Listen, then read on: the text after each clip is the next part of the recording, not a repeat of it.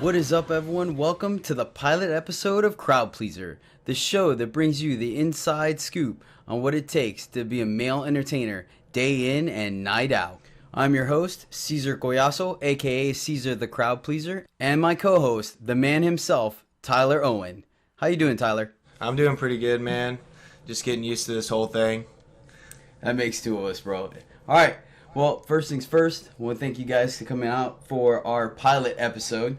It's a new adventure that Tyler and I are doing. We're going to start a podcast to kind of take you guys on a ride through what it takes to be a stripper from day to day, week to week, year to year. There's a lot coming from the documentary, a lot of questions and stuff like that. So we want to just take some time every 2 weeks and go into detail, in depth. All right, first things first, I want to go ahead and thank all of our patrons. Without you, we wouldn't be here. So thank you so much for supporting us and making your pledges. You can go and find us at patreon.com/crowdpleaser. All right, you can start pledging for as little as $1 a show. And every little bit helps, and we really appreciate it to bring you the best show we can. Our patrons get access to all kinds of sweet goodies like videos and behind-the-scenes footage of what's going on with us and our show, so thank you. Next, we want to mention La Bear Dallas, your number one destination for girls' night out, bachelorette parties, and birthday parties. We're open from 7 p.m. till 2 a.m. Wednesday to Sunday. Definitely come out and see the show. We figure for our first show, we're just going to kind of lightly skim over everything. Then we'll give you an idea of what we're going to be discussing more in depth later on and as shows continue. So first things first, you guys need to get to know us. So Tyler, tell me a little bit about yourself up until you became a male stripper. Well, for the most part, Caesar, it all started really where I played college football in junior college in Kansas. I'm originally from the Wichita, Kansas area. For the most part, I played college football for 2 years and really liked doing that. Did quite well with that and had a knee injury that kind of led me to detour from that path and a different career and everything like that. So then I started becoming an electrician. Started in a refinery, started doing industrial work and stuff like that, just doing labor, nothing crazy for the most part. Basically, I didn't know where I wanted to go in life. I didn't know what I wanted to do. So I was kind of just working job to job, doing what everybody wanted me to do. A 9-to-5 job, and it led me to the oil field, but then I requested a layoff. Went ahead and worked for the railroad for a couple years. Also didn't like that. Led to a layoff. You know what though? Like, that's pretty impressive when you really think about it, because you're still young, and that's when you try to find yourself and whatnot.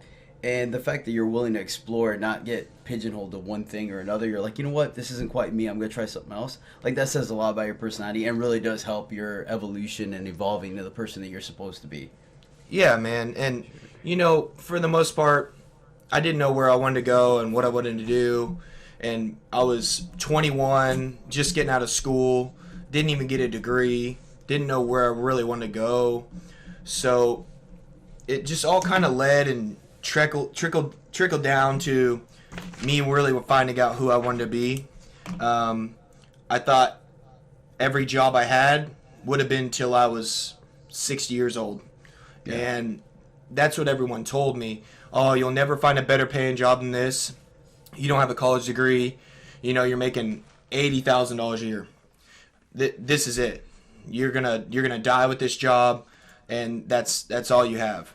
So for me, after getting laid off, I really found out who I was. Wanted to take some chances, started a fitness journey, and was like, man, screw it. I'm going to do what a lot of people have told me. You could be a male stripper.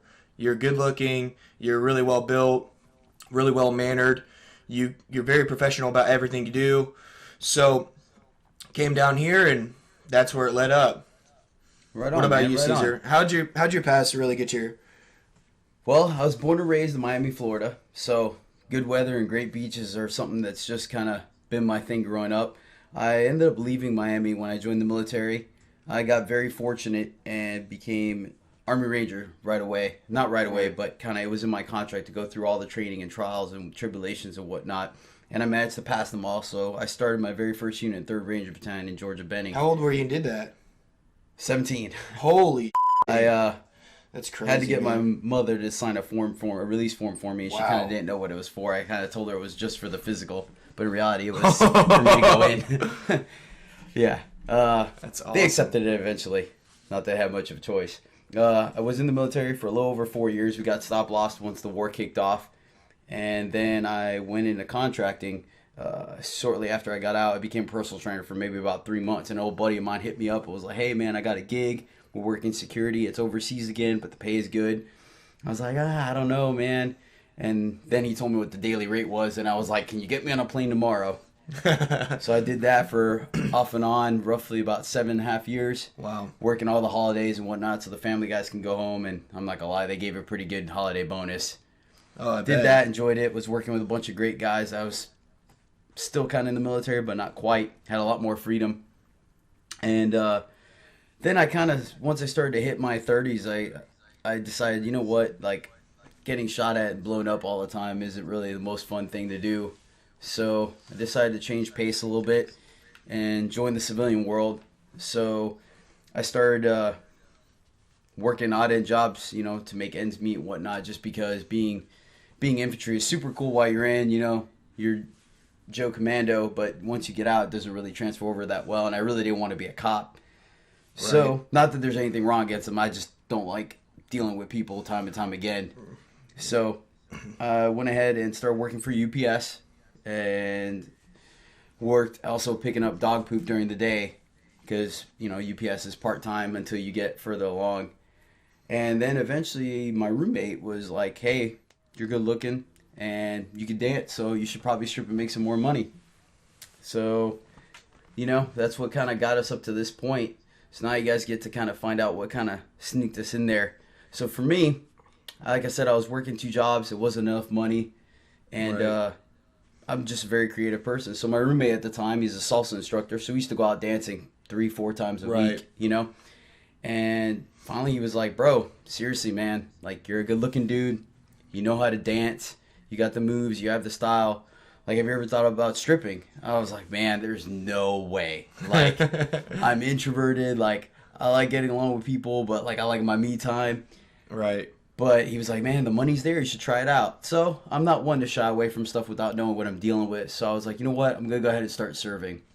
So I went out to Le Bear and ended up getting hired as a waiter. And I served there for about 3 months. And I'll be honest with you, I really didn't see that show that much because, I mean, you know how it is. The club gets so crazy that I'm just hopping and Yeah. popping trying to get all the drinks out. And girls never stay at their tables very long, so you have to be quick.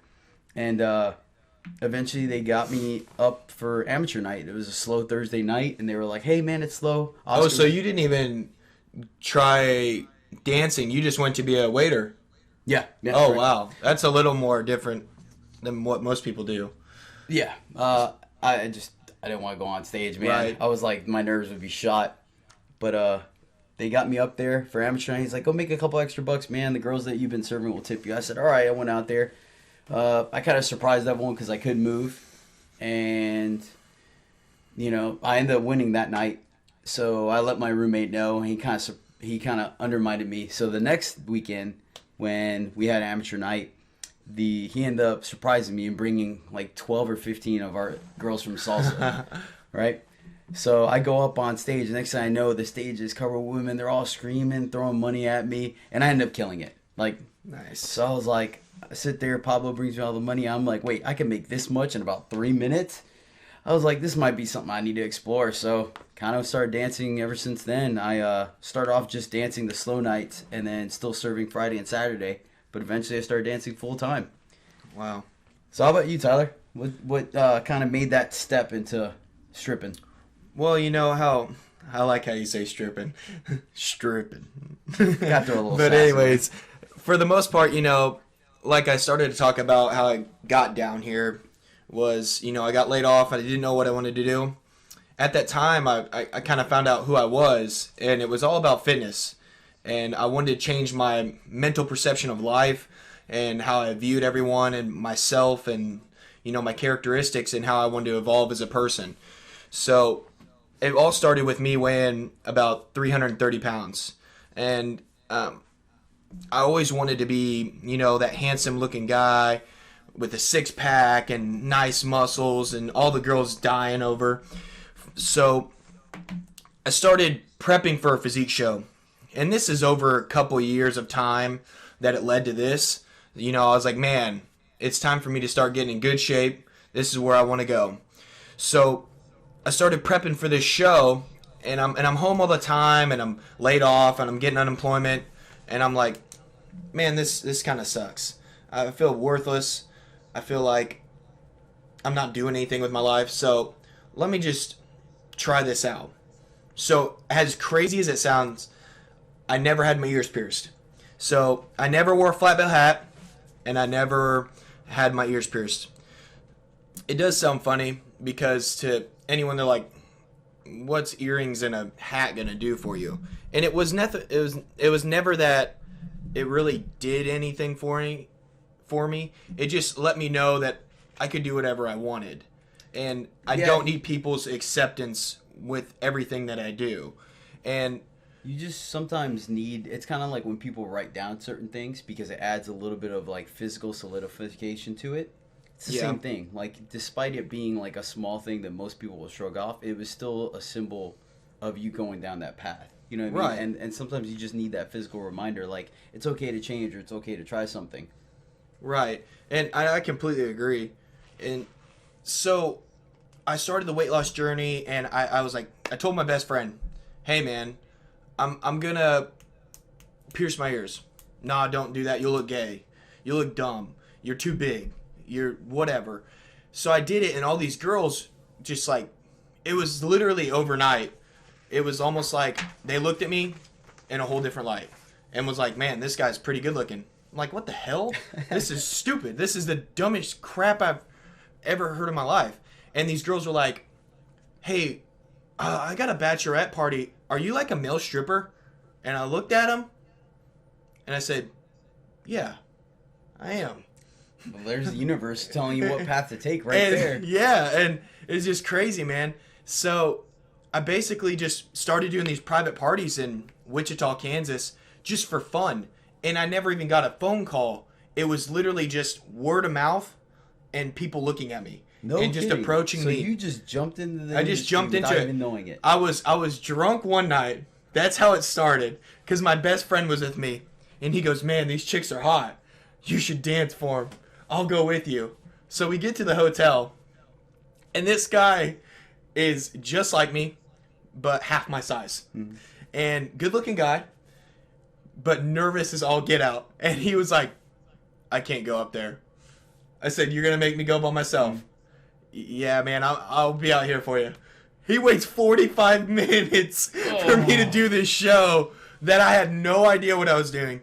And I was not obliterated, but fairly intoxicated. You had enough liquid courage in you where it seemed like a good idea. And I just didn't care. And the girls loved it. They were having a good time. There's like 5 or 6 girls in there. They're like, oh my God, made like $100. And it probably took 20 minutes of me being undressed and 20 minutes of me just making them laugh and making jokes and stuff like that. And that's how it all evolved. And then I started looking up some places to dance. It's all about a good time. Oh yeah, man. It was great. So the whole fitness thing led me to that. The pierced ears led me to the private shows, and then it just kind of got me down here. And I came on an amateur night, and I called and Yasmin, our what would you call her, our secretary for the club, office aide, I guess. Yeah, office aide. Yeah. So I called up there and she told me to dress nice. So I wore this button up and I looked like a freaking idiot compared to everyone else. Everyone else is in t-shirts and jeans. And I asked the lady at the door, Melissa, hey, do I need to change into the shirt?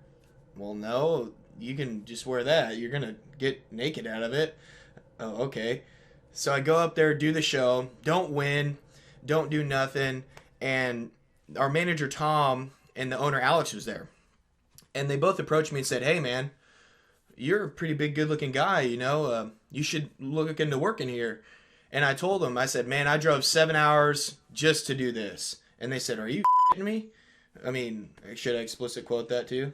Yeah, let's try that one again. Are you kidding me? Try to keep it for the first couple of shows at least PG-13 there, bud. Okay, yeah. You're 1942, right. cuss.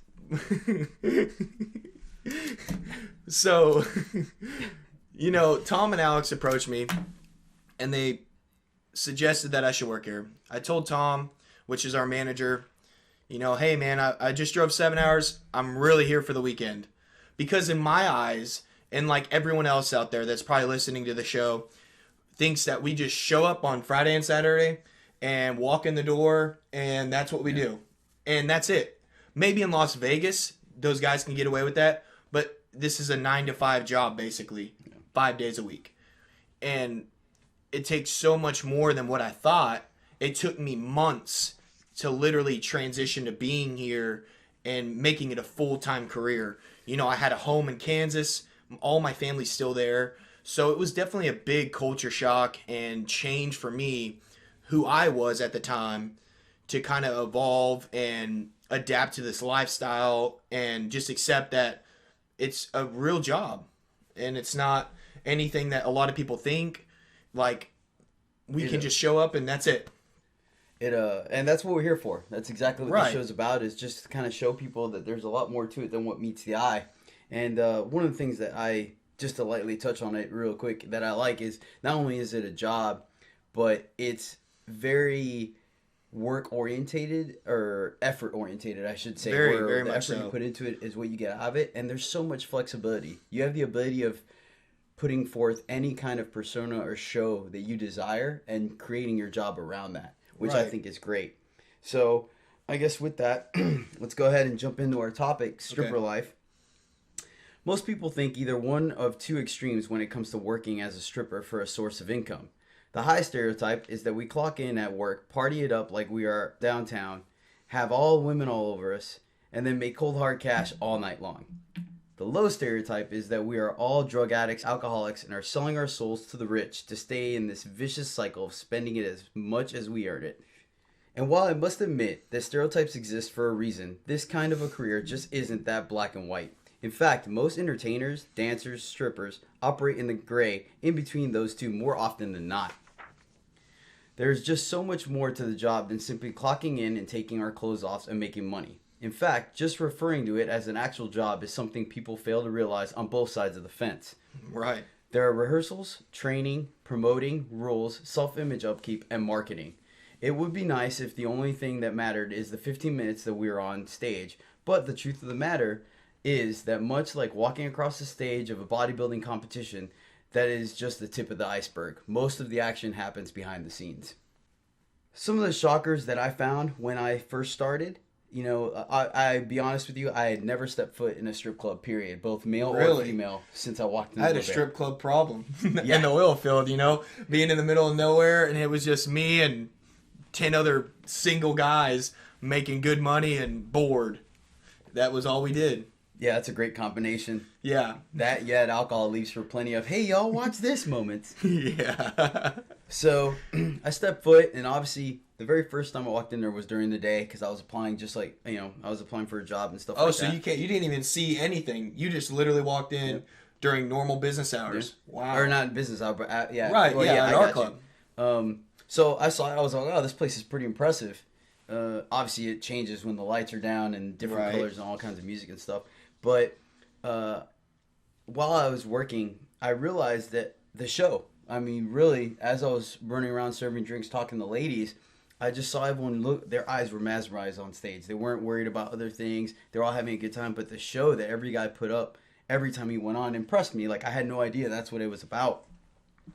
It was great. It was almost inspiring just to see that. Granted, I had no aspirations of being on stage at that point. I was like, that's good for them. They go at it. But the other part of it is the psychology and like, you can't just be a person and be that way with everyone. You meet so many people on a regular basis that once I did start dancing, it was just incredible. One night I can meet 7 women that are entirely different from each other. And that also overlaps with the guys as well. Each guy has his own personality, reacts different ways. Man. And then you also have the structure and the commitment to the job. Once again, I had no idea what I was getting into. And when I started dancing, the roster lineup, the guys doing shows, when to do what shows, coming in for rehearsals, talking about where to promote and how to promote.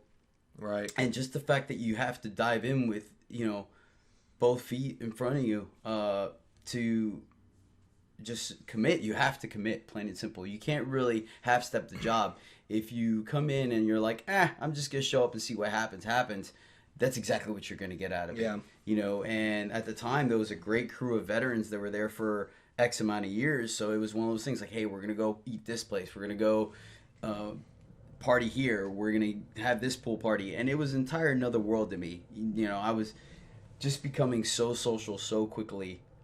It was a shock, and I understood why the universe had guided me into that, because it was a whole another facet of life that I had never experienced before. Right. How about you? What are some of the things that kind of shocked you when you started dancing? I seen Magic Mike, and I walked in there, and we have an entertainer. We'll probably have to have him on here in one sometime, and it's Jason. And the first act I ever seen, you'll get a kick out of this. Samurai. No kidding. No joke. The very first night I walked in there, I said, holy cow, look at this choreography. I am 6'6", 260, slightly coordinated, and no way I could do that. And I'm sitting there thinking, holy crap, this is like the movie.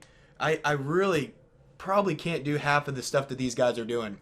So just a real quick to inform our listeners that Samurai is one of the acts I did for my birthday 2 years ago, where it was inspired by just a couple of hip-hop crews that started to dive into the Asian themes. Choreography is really intricate. It even pushed the limits for me. But, yeah, it takes some time. Oh, man, it was great. Said, spoiler alert, Tyler, lo and behold, months later ends up helping me on one of my biggest acts, which is the Joker. And as well as Conan, but we'll talk about that another time. Yeah, so I mean, the patrons do have access to that stuff too, right? Yes. I know that's one of the links you have on there. One of the perks of being a patron, correct? Yeah. And you guys have access to some of our choreography, our rehearsals, and even seeing our shows live on stage. That's all part of being the patron, so make sure you check it out if you haven't already. For someone that's never stepped foot in the club and to watch it, it's really cool.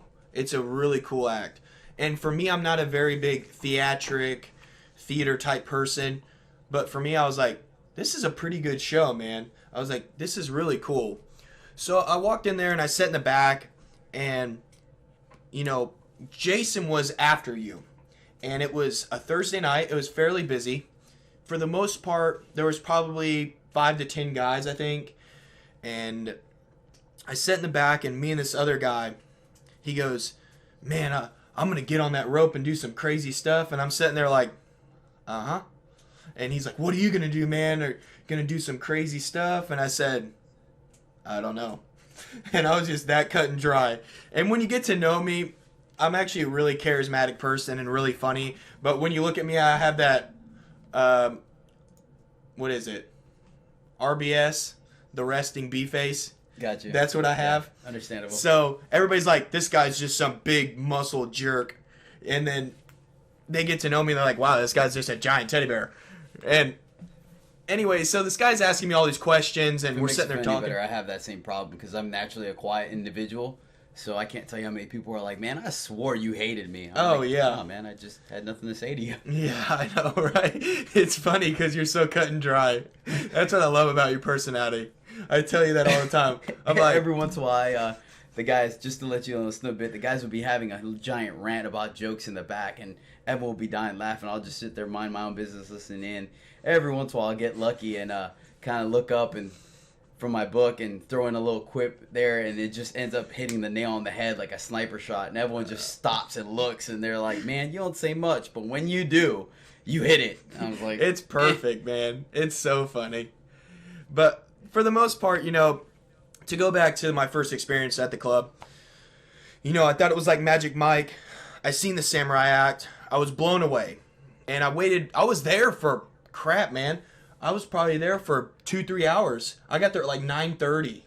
And she told me like 10 o'clock. And we go up at 12 o'clock for the amateurs. So I seen Your Good Act. I can't really remember a couple other ones.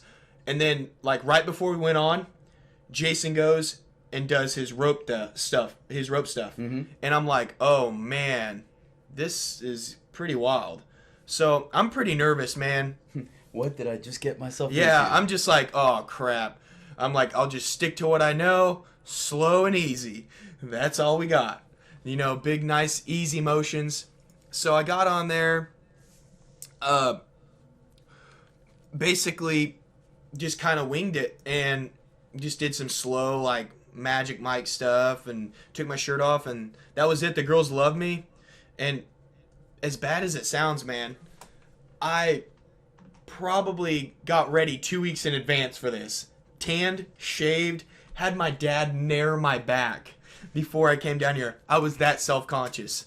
The funny thing is it was totally different than what I assumed. I thought it would be like kind of nasty, raunchy, but super classy, really well presented show. When things are clicking and the girls are really responding to us at the club, I feel like the energy and everything like that just is raised up. And another thing to me, and this wasn't initially right when I got there, I could just tell, man, there's a lot of psychology to this, because you're looking at yourself every day, judging yourself, and you're presenting your work / art to these people half nude. So you're literally a walking sculpture and just throwing your clay out there and saying, well, hopefully you like what I made. And either they do or they don't, you know? And the next thing was the time restraint. So there's a lot more to it even before. So when I started actually getting into the flow of things, the tanning, the working out, everything, it's just like, man, this really does take up a large portion of your life. Yeah, what ends up happening is that, like, straight off the bat, we have the same thing as 9 to 5 except 7 to 2. Right. What people don't see is all the extra time that goes into it, i.e. when we show up early for rehearsals, learn everyone else's acts, learn the club acts, the productions that involve 8-10 dudes on stage, as well as, time to tan, time to possibly take extra time to learn how to dance if you don't. Right. And then, gym time, obviously. Like you said, we're walking sculptures. So it's very difficult to just kind of show up and be like, hey, here I am, take it or leave it, And like you said, the psychology, you're practically throwing yourself out there for people night after night to judge you. Correct. And I'll tell you what, this job is very instantaneous gratification or ridicule. I'll tell you that much. But, we'll go into that a little bit later. But it's the time, the hours. You'd like to say we're 40 hours a week, but in fact, it's probably closer to 60 or 70 hours a week with all the extra, research and things you have to do. When you're a creative person, you want to start making your own shows, you need to do some research, see what's going on, see what kind of themes you want to go with and stuff like that. And talking about being yourself and what we want to do and having the charismatic, creative lifestyle that we have, I've approached you a couple times and talked about ideas and what I want to do, and that's why I always give Caesar credit about everything that he does. He always puts so much time and effort and everything he does, and it really does show. And a lot of people appreciate what he does, and I do too. And for myself, I'm still fairly new, still kind of learning the curve, and still wanting to evolve as a person in my shows and everything I do. So, for myself, I just need to invest more time too, and that's what I think makes a good entertainer or an okay entertainer into someone great or, a top-notch guy. And I feel like you just put so much good effort and energy into the club. It's really good how much time you really invest. And over the years that you've been there, it's really just kind of snowballed into this thing that nothing less. Nothing less. First things first, like, it's okay, Tyler. You're on the show already. You don't have to compliment me. No, man. I already. I just I'll tell you this till the day I die. So the showmanship really is what kind of sets us apart from everyone else. You know, like man. you said, you did a little bit of freelance work before you actually came to the club, Right. and you were winging it. You know, you had no idea, and sadly, there's a lot of that going around. You know, not to knock them, kudos to them for taking initiative and making something happen, but that's why we're LeBaron, and that's why we have the reputation that we do. Because every person that goes on there, you know, has a stage persona. Not saying it's not them, it's just what they want to portray. It's a, you know, it's an act, it's a skit that kind of creatively expresses themselves. You know, some guys want to be funny, some guys want to be more serious, some guys want to be, you know, aggressive, some guys want to be more sensual, but that's what you kind of channel through the act, and you present that, and women know. You know, people come in there and they watch the show and they know when you're not feeling it, and they know when you are feeling it, and you can easily, change the man. mood of the club. You could easily tell when the energy's good, or someone's having a good week, or anything like that. It's hard to tune that out, man. And back to the psychological aspect of things, it really does show someone's true demeanor about who they are as a person. And, you know, if I'm going to let my kid or my girlfriend or, you know, or wife, or if anybody's married or, you know, something like that, they let it affect them in their 9-to-5 job. If we have any outside factor, we have to tone that out. Yep. Rent, money, time, working out, I'm sore, I'm tired. You know what, man? Suck it up. You can't really have a bad night at work here. You know, luckily all these guys are single, and we don't really have to deal with too much of that stuff. But, you know, aside from the tanning and the working out and everything, it's really just a big push in yourself and where you want to go as a person. Like people say, we're unofficial, unlicensed therapists. Yeah, you know, and that's funny because I was looking at the female men's club the other day, driving by, saying unlicensed therapist. Oh, like really? That. Ironically, oh, that's too funny. It's funny. Intuition, man. So the thing is that everyone that walks in the club, it's our goal to make sure they leave happier than they arrived. So that's why you spread that energy. You go up on stage and stuff, and that's the thing too about our club. Is not only like it's not only like Chippendales or like Thunder from Down Under. We put on a good show. We're a lot more personal, you know. On side stages, definitely, man. And I've had girls come from those shows that I know personally, you know, that I've got to know over the year and a half I've been here now, and they'll tell me they're good shows, but you really don't get more than the show. You know, you get a watch, take a picture, go home. Here you can actually get to know us as a person. I mean, in all honesty, you could look at someone and be like, wow, that person's really cool. And then you approach someone else and talk to them and like, well, I like this guy now. I like his attitude. He makes me laugh. Because you could look at someone for face value and not really like them for them. But once you get to know someone, you know, over your time, you know, people know you that they think you're some tough, hard guy, but you're just some guy that loves doing magic tricks or magic card shows, you know, and it's cool. And to you, I give you kudos because a lot of people don't embrace themselves sometimes. Yeah. So that's what I really like about the club too, is, you know, coming from those shows and getting to really know us as a person. Yeah, it works both ways. We help people kind of relax and be themselves as well as finding out things about ourselves. There's so many age difference. We get everyone from 18 to 65 come in the club, and every personality in between. You know, I've had a 65-year-old act like she was 21, and I've had 25-year-old act like she's 40, you know, and everything in between. You really can't tell, but it's great interacting with so many wonderful people, you know, and being able to change their mood. And like you said, there's people that have such a great time that we end up building relationships with them, and they come and see us for years at a time. And at that point, like, it's almost a family. And it's really great, and thus why our show also has to be evolving as well as our personality, because we want to appeal to the people that are in there for one night, and we want to appeal to the people that come back time and time again. Right. And everyone's in there for a different reason. You never know. Some Yeah. girls are in there for bachelorette parties. Some girls are in there for birthday parties. Some girls are in there because they just need to relax and forget about the world. Right. And like our friend David, that's no longer dancing anymore. Like he said, sometimes girls just show up because they want to feel pretty. And that's the great thing is that we're able to give people that kind of confidence and stuff like that. And it's not that, some people always. I have some people that still to this day say, I don't want to pay for your time, or I don't want to pay for your friendship. It has nothing to do with that.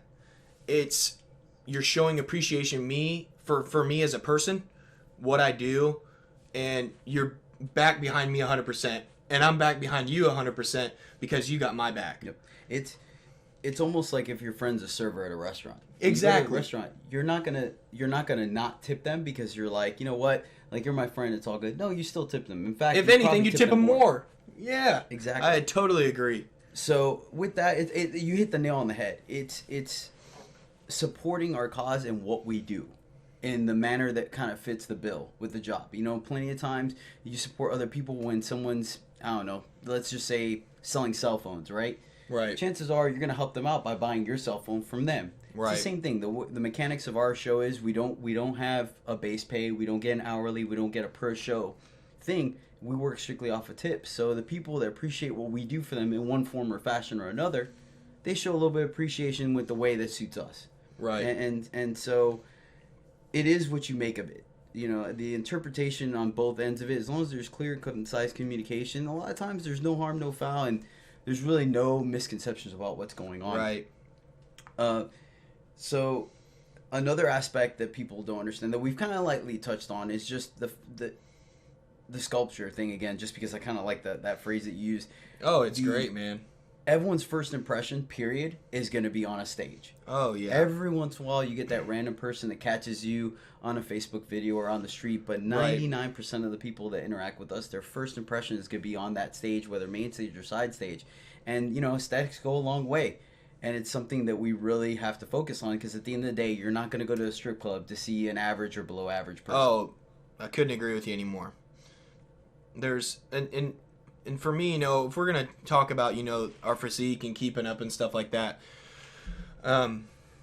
like I said, when I first started, man, it almost took me a whole year to kind of get over I need to be 100% shaven, head to toe, butt crack to bald head, and for just me, for the record, we don't show butt crack on stage. Oh yeah. But He's for just me, I'm being just thorough, that's all. Very thorough. Hey, I appreciate that. It's all about the details. Butt crack thorough. No. But for the most part, you're really presenting yourself in a not so normal fashion. Some people are going to look at you and be like, I'm a really big guy. And sometimes I forget how large I am until I watch myself on videos and I think I'm super awkward. So then I get even more insecure or freaked out about how I look or how I present myself. So I always try to keep my physique fairly lean, big, good shape, skin's in good condition, not hair. I don't sit there and shave my legs every single day, but I'm definitely not a normal guy. I'm shaving at least once or twice a week. And keeping my physique as best as I can to have a normal lifestyle where I can eat out every now and then when we go to functions and, meet up with people. It's really a hard balance between the two. For me to stay lean with hardly any body fat or if I'm wanting to get big. So we have to have the best of both worlds. And for me, usually all of us in the wintertime, we're all trying to take it easy a little bit. It's a little slower for us. Not a lot of people like to go out. And, so we're not as lean or have the best abdominals. It's the emotional and psychology part of it. Again. Oh, yeah. You have to, if anyone knows about trying to go on a show or do a photo shoot or be on a strict diet, it really does play with your emotions and mentality sometimes, and you need that break. Right. So you're right. There's a lot that goes to it. We essentially have to be show ready all year round, Yeah. because you never know who's going to be walking through the door for the first time. And Exactly. we don't want to give them a bad first impression. But there's an ebb and flow to it as well. You know, when we have strip offs, when we have a photo shoot, you want to look your best. Right. Because that's when it matters the most. So we get on that strict diet as if we were going to rock across the stage Exactly. of Olympia. That being said, like you said, dieting is hard work. It's not the easiest thing, especially when we're as active as we are, that sometimes you just want to go hit Whataburger after work. And you have to have that discipline of waiting to your cheat day. And also selecting when you are going to decide to bulk up. Some guys want to get bigger, gain a little more mass on them to look better on stage. Well, you can't have a six-pack while you're bulking. It's just not the way the world works. Well, you did, 2 months ago, a month ago, and you put on a lot of size, man. And now you're going to start peeling it off for the strip off, right? For my birthday as well. Yeah, for your birthday, actually. So it's not necessarily exactly December, we're all fat. Yeah. And it doesn't work like that. No. When I say that we don't have the best abdominal region, it means I don't have paper thin skin. That's what I mean. And yeah, none of us are walking around with beer guts. No, I've never seen anyone there that's like, man, you look bad. Everyone looks pretty good. I would say, for the most part, I think everyone holds their composure really well and fluctuates together. And then we all get back on track, for the strip off, for your birthday, or our photo shoots. Yeah. And we really take that stuff seriously because it's really a presentation of ourselves. And over the hard work that we put in for those months that you're trying to put on more mass and size and more muscle, just tanning and all these things that just kind of clash together, I guess. And they just make this giant person that you are, I guess, and that you want to present. It's just really overwhelming sometimes. It's a lot of commitment and a lot of discipline. But when you work naked, you'd be surprised how you find the motivation to hold such tasks. The other impressive and difficult thing about being a male entertainer, stripper, whatnot, what have you, is that you're working with so many different personalities on the staff side as well.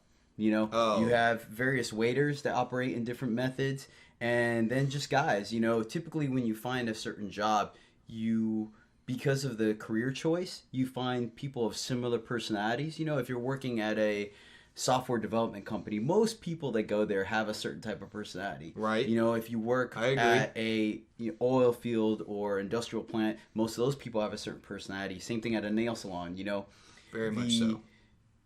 Because everyone kind of does the same thing. But there's so much flexibility in our job that you just come across so many different personalities that, you can get someone that has a level of discipline that's military quality, and you have someone that has the discipline of a college freshman. Oh, couldn't agree more.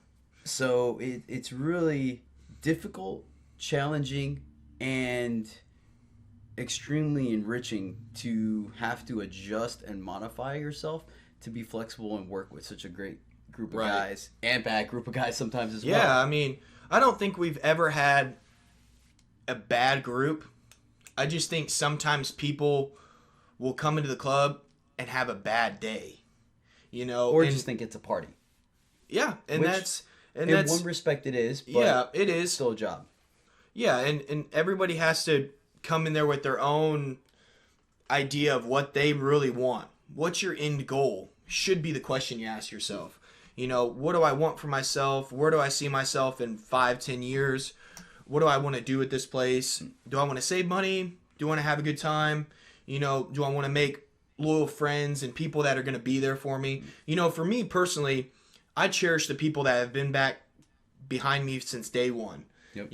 And 3 months into my career and still to this day, those people are still involved in my life, and I still appreciate them and let them know, hey, I appreciate you backing me up because sometimes I don't have a good day.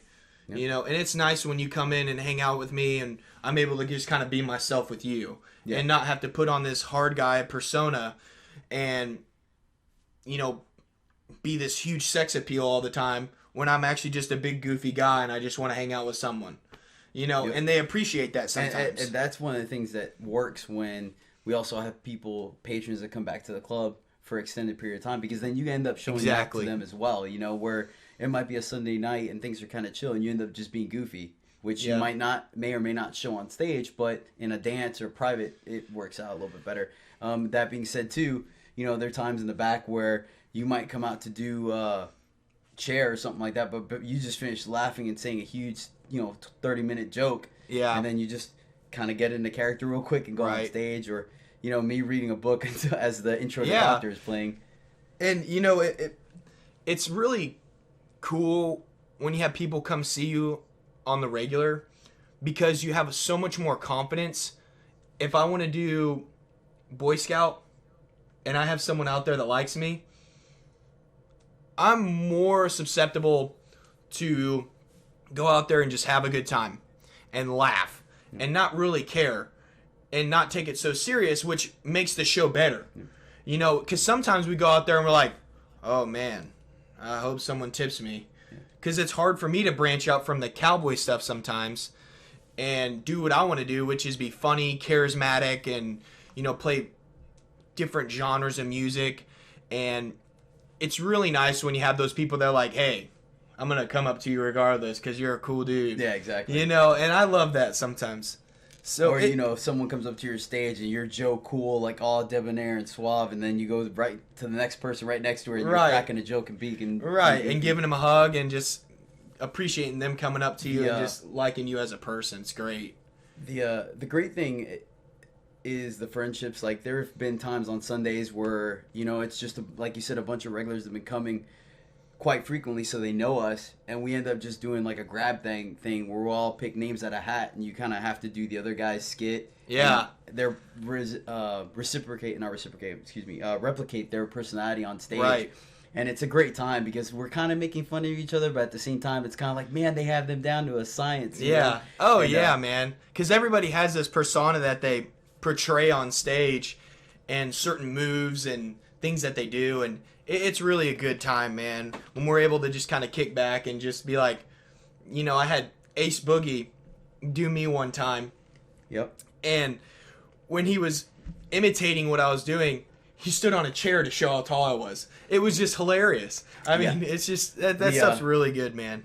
When we had another gentleman portray one of our vertically challenged people, he ended up going on stage in his knees. That was, I think the entire club was laughing at that it was point. Great. It was great. It's a good time, man. But then, that's the high point. And then there's also the low point for me, coming from a more disciplined background and just being that kind of person. Punctuality was a big thing for me. I had to learn my first year and a half when I started dancing, because, stripper time is almost not like Cuban time. It's 15 minutes late. I remember I was always waiting everywhere I went, because for me, I wouldn't doubt it, man. bearing. You were waiting for me today. Yeah. It was one of those things, like if you're on time, you're late. You got to be there 10 minutes early. Yeah, 15 minutes early. Because I played college football, and I can't say it's military, but they're pretty strict. Because if you're not getting there on time, you're running or you're punished somehow. So I was always used to being early too. And when I first started, I was like, I thought they said 5 o'clock. Yeah. It's 5:45. The tipping point for me that really gave me the epiphany, like, all right, I really have to readjust my timing when it comes to working with other strippers. We had the St. Patty's Day parade that we would go promote every year. Oh, Lord. Mind you, I don't drink. So this is strictly a work function. I remember this event. So they're like, hey, you need to be here at this time in the morning. I think it was like 11 o'clock in the morning. Bring your cards and be ready to pass out and talk to people. I was like, roger that, got it. So on our day off, I believe, maybe. It was a Monday or Sunday. Well, it was Sunday. I think we had to work that night. I show up at 10 because I know there's going to be traffic. So I park a ways away because I just don't like dealing with people. I walk a mile or whatnot to the actual parade because they have everything blocked off. And I'm standing there where we're supposed to be waiting. So mind you, there's a billion people in this place just walking around. I'm just sitting here minding my business, being like, hey, come see me at La Bear. Hey, how you doing? So 11 o'clock rolls around, nobody. I'm like, all right. Then, A little bit of time, I 11:15 know comes around. exactly what you're talking about. No one shows up. I'm still passing out my cards. I'm like, yeah, what's up? Come see me at La Bear. They're like, all right, come. One guy by himself. In one when we have a corner. roster of 18. 18 guys. Talk just a smidge lower. You enthusiastic. Sorry. You're good. I might have to adjust the mic next time. So then, 11:30 rolls around, and then Randy shows up. He's like, "Hey, bud, sorry, man, traffic. I just had a hard time parking." I'm like, just looking. I'm like, "Hey, boss, whatever." Hey, he's like, "Where's the other guy?" Granted, there's always an excuse. Oh yeah, for sure. Every time. Oh yeah, the people are never just late for being late, but always traffic. So then I'm like, all right. He's like, where are the other guys? I'm like, you're looking at them. He's like, really? I'm like, dude, you've been doing this for 30-something years. When have people ever been on time? So him and then Randy just gets to work because, hey, he hasn't been here for 45 minutes. So he's like, hey, come see us, little bear. Hey, what's going on? Hey, sweetie. So he's hitting up everybody. And I'm like, hey. So then they have this one dude and this other dude. And apparently we're telling everyone to come to a strip club. And then finally, at like 11:55, Hell yeah. 3 other guys show up. And I mean, so we're talking, I was there for an hour and a half at a place where everyone's hammered. I'm sober by myself telling everyone. And then, of course, all the guys are hammered. So they're like, what's up, bro? What are you doing? You think you're good looking? I'm like, man, look, just come out to amateur night. I was just like, that's it. I'm done. Like, Yeah. I'm never showing up on time, though, thing again. But it's those kind of experiences that make you grow, you know? All right, so that was a brief overview of the various aspects of stripper life. Just something to whet your appetite. Now that you have an introductory grasp on all that the job encompasses, we would love for you to join us on this journey. In each of our following episodes, we will select a topic to discuss in a more in-depth manner, truly giving you the feel and knowledge of what it takes to be a male entertainer. One of the things we'd like to incorporate in the show is this questions portion, where our patrons can ask us specific questions, and towards the end of the show, we can answer 2 or 3 of them at a time.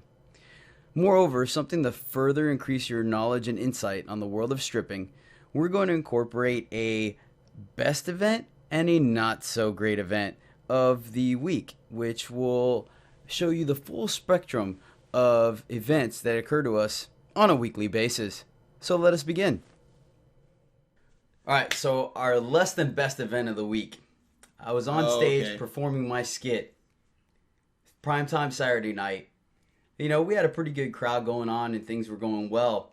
And this one female just decides that everyone is here to see her. So she sits down on main stage, literally sits down on main stage, facing away from me towards the crowd and just doing the whole hair flick thing and whatnot. Oh, man. And I'm like, okay, cool, that's fine. You know, you can make yourself comfortable. I'm not going to ruin my skit for that. But I was like, you'll have your moment. So I just happened to decide I was going to do my fire poi. So I went ahead and finished my show, took off my shirt and whatnot, went ahead and lit the fire for the poi, let it burn a little bit so I don't get excess fuel. Once again, this girl's completely oblivious. I think she was even taking a selfie. And so yeah, the whole time, and people are kind of looking at her like, what are you doing? But, you know, it is what it is. So I started spinning my, firing up the poi, and literally, pun intended. So I decided, you know what, I'm going to go ahead and give her a little surprise. So I walked towards her, and mind you, she had no idea what was going on. But these poi get pretty hot. So she started to feel the heat, and I guess I walked up to her a little too quickly. So she literally freaked and, like, jumped off the stage and almost tripped over her heels. Wow. And then turned around and was like, looking at me like, I was like, yep, that's what you get for thinking it was your show, sweetie. That's great, man. That's awesome. So I got a little bit of revenge my own way, and, you know, some of the people that saw what happened kind of chuckled at it, so. That's awesome. I love that. You know, I could say my worst event of the week was, you know, we do a cowboy skit, and, you know, Caesar helps me with it most of the time, unless he's busy in the night or he's right after me or something like that. And, you know, most of the time we get fairly well-composed people. Mm-hmm. I think this time I had a very drunk bachelorette. I think maybe that same Saturday night. It could have been. So I do my skit and I do this dance on her part, and then I sit down and I let her dance on me. I kid you not, this chick was way too handsy for me. Had a dress on, didn't care, just letting it go and just making my act so much harder than what it should have been. Made it very complex. But I guess the crowd gets a good laugh at it and they have a good time. But for me, it was definitely not a good moment for the week. It was just a little embarrassing, too forward. I would say, the best part of my week, and it may have been a week before this, but I remember me, you, and a bunch of the guys were doing our cowboy skit again. It always never fails. Either it's good or it's bad. And I know we're going around this circle. Oh, man, I know this one. And we go around the circle of the girl. This is a whole different week. And we had a good girl. She's dancing with the guy in the middle. We're all doing a little trot around. And Caesar kicks this girl's drink and just like, get it off the stage. Because the DJ will say it all night long. Please, ladies, keep your drinks off the stage. Keep your drinks off the stage. Ladies, please keep your drinks off the stage. So on and so forth. And he'll say this countless times, but the drunk, inebriated girls just don't care. And we utilize this whole stage. And we'll just kick their drink. And the funny thing is, there's ice everywhere. And I'm just warning people, just dying laughing. Hey, man, it's slick up there. Caesar kicked this lady's drink. She just wouldn't listen. That was a great moment for me. In my defense, it was not on purpose. I think, and that's my story. I'm sticking to it. It might have been an accident. We'll take it. I just happened to do a spin when I get to the front of the stage. That's where she had her drink. I can't say where my feet go. Hey, that's great, man. What would you say your best event was, man? Man, for me, I would have to say New Year's, we were having our Guys and Dolls party. Right. And I was helping Brandon on stage with a fashion show. It's just roughly about a 10-minute show. I was in between one of the sections, getting ready for the next one, kind of quick changing. And one of the waiters comes up to me. He's like, hey, are you about to go on stage? I'm like, I am, but just to help out. I still got time before I go out. And he said, well, I have a dance for you. I'm like, okay, cool. I'll meet you at the bar as soon as I'm done with this skit. So I finish the act, get naked, go out to the bar. He's like, sweet, come with me. I go over to a table, and they're talking, and there's 3 ladies. And this one just keeps smiling at me. So I'm assuming the dance is for her. And my, her friend is like, hey, just give her a second. She's a little nervous. I'm like, cool, no worries. And we kind of chat for like 30 seconds. And she's not saying a word. She's just smiling at me drinking. I'm like, oh, man. She's getting that liquid courage pretty hard. So finally, her third friend was like, you know what? Let's just you and I go. And I was like, I thought it was for her, but hey, I'm not going to argue, I'm like, okay, fine, I understand. Because I really don't want to sit here for like 10, 15 minutes on the floor. Yeah. Which is not allowed. Waiting for her to make her decision. And I don't want her to be uncomfortable. Right. So, and I figured this was the lady that paid for it. So I said, okay. So I take her to VIP. And we're doing the dance. And, I mean, she's having a good time. But, like, I can tell she's slightly disconnected. So I'm like, hey, is everything cool? Like, I just want to make sure that she's happy. And she's like, sweetie, you're doing great. I just bat for the other team. So I was like, oh, okay, well, it's cool. I like girls too. So we have something in common. Then we hear over the mic, hey, 3 minutes till New Year's. I was like, oh, well, do you want to go back to your table so you can celebrate your friends? And she's like, nah, really, New Year's isn't that big deal. I'm good. I'm like, yeah, I understand. Like, I'm going to be the same punk dude that I was at 11:59 at 12:01. So she laughed. And somehow, I don't remember how, we got on the topic that she is a mortgage lender. And I was like, well, that's really neat because you kind of have control of people's futures. It's a big thing for people to buy a home and stuff like that. So the fact that you can help them do that is fantastic. And she's like, yeah, so if you're ever looking for a home, I got you. I was like, well, I kind of, already have a couple, so it's difficult for me to get that one. She's like, sweetie, we can work on the numbers. I'll make it happen. You're pretty cool. Just let me know. I was like, you gotta be kidding me. That's awesome. So New Year's happens, and we're just still in the back. And, everything's done. Give her a hug. She had a blast. She's like, you know what? My girlfriend's going to have a blast tonight thanks to you. I was like, hey, let her reap the rewards. I'm cool with that. That's awesome, so, man. That made me feel good. And then it was so funny because I was like, only I would celebrate New Year's with giving a dance, or correction, by giving a dance to a chick that's not into dudes and talk about business. That's great. That's like, awesome. I mean, those are the kind of episodes and events that happen on a weekly basis there. I thought it was great. Like, something so random but ended up being so unique and great. It definitely kind of put a chip on my shoulder as far as just having another great story to tell, case in point. Yeah, I agree. That's a great way to start the New Year's for you. yeah, for sure. I was like, yep, that's definitely a story. I don't even think people will believe me. Oh, I will. I do. But yeah, of course, because you know the stuff that happens to us. I know. All right, so we're going to put a bow on it. Thanks, everyone, for listening. We really appreciate you joining us for the show and kind of bearing with us on our pilot episode.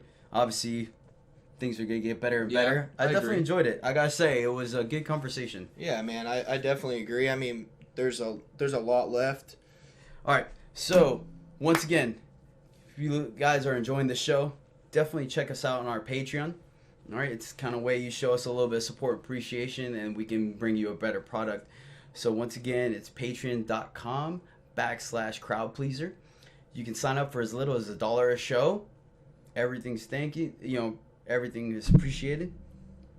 We'll send you a personalized thank you note. And you guys have access to all kinds of stuff like the uncut version of the show, our show notes, behind the scenes pictures, videos of us rehearsing, videos of us on road shows. And for those outstanding patrons, you even get to see our shows live on stage for those, overseas and all across the globe that are tuning in. So we appreciate you. Definitely check it out. As far as social media goes, you can find me on Facebook as Caesar LeBear, or on Twitter as Caesar LeBear7, and Instagram Caesar LeBear7. Tyler, where can the people contact or reach you? I mean, the best way to get in contact with me personally is either Facebook, mine's LeBear Tyler Owen, and then I have an Instagram that I use fairly often. Feel free to follow me on there. I usually have my fitness journey and motivational quotes and stuff like that, and various things that I'm into. And that is at fit.owen, O-W-E-N. And that's another way to contact me. And, talking about road shows and other things like that, depending on if you guys would like me to, and when the show evolves, I'll make a separate Snapchat so we can always post kind of little intricates of what we do at the club and just the funny jokes and stuff like that. So that's something we'll evolve into, and that will be like a co-account from me and Caesar to use. All right, everyone, thanks for tuning in. We appreciate you listening, and we'll see you next time. Appreciate you guys. Thank you all for coming out. We really appreciate everything you do. We look forward to either meeting you at the club or, having some questions, looking forward to us and getting to know us better on a new personal level, and something that we're trying a little bit different than the normal aspect of getting to meet a male entertainer. So we appreciate everything, and we look forward to talking to you guys soon.